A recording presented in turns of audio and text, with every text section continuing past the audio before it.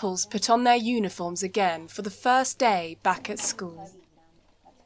It is a special day for these Ugandans who have had scant education for 83 weeks.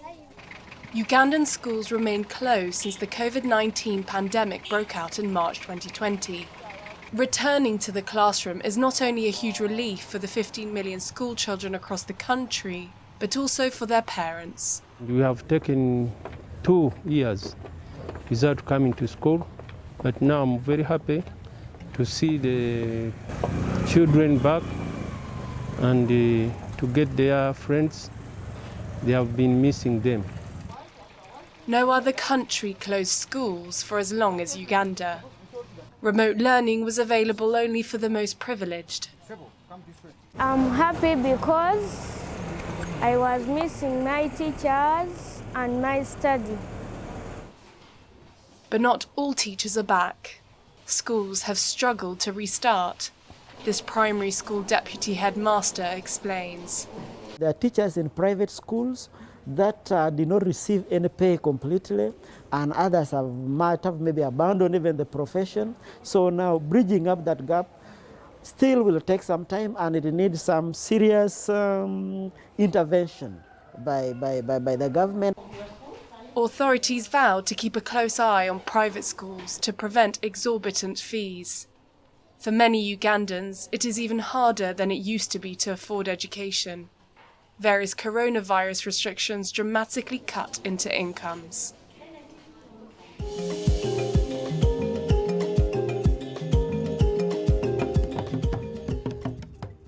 These are the Khoisan. They are descendants of South Africa's first inhabitants. They regard this site by a river in Cape Town as holy. It is where their ancestors fought against Portuguese and Dutch settlers. So, when US company Amazon announced last April that it would set up its African headquarters here, there was outcry. A collective has been set up in response to Amazon's project, which includes the construction of a 70,000 square metre office space.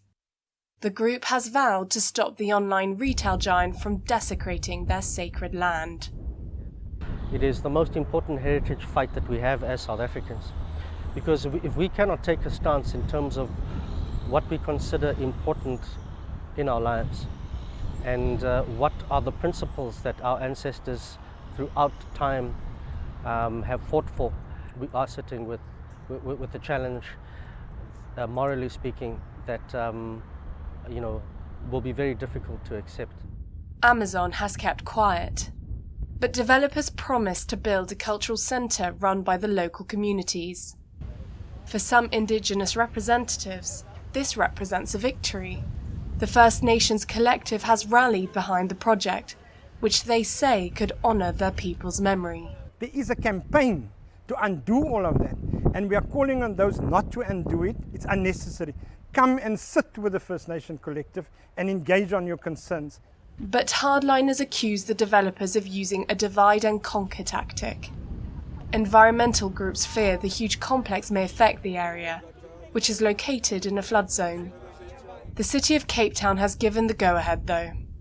It points to the 5,000 jobs that Amazon will create in a country with 35% unemployment.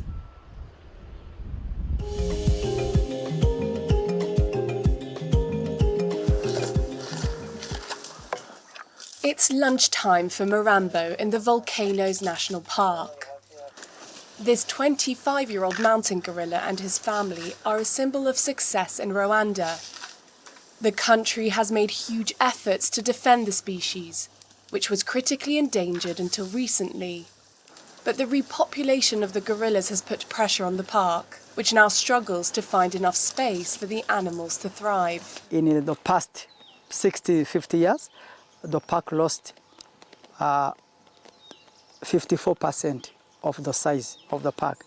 And when all efforts were put in place for the mountain gorilla population to recover to the current numbers, the habitat has not changed. Virunga, which straddles Rwanda, Uganda and the Democratic Republic of the Congo, was home to just 250 gorillas in the 1980s. Since then, their numbers have quadrupled thanks to increased security combating poaching. The animals also generate a lot of tourism, which help change the way local people perceive them. Entry tickets to the park cost up to $1,500, and part of this fee goes directly towards financing community projects, such as building schools. But there is a downside to their population growth: competition.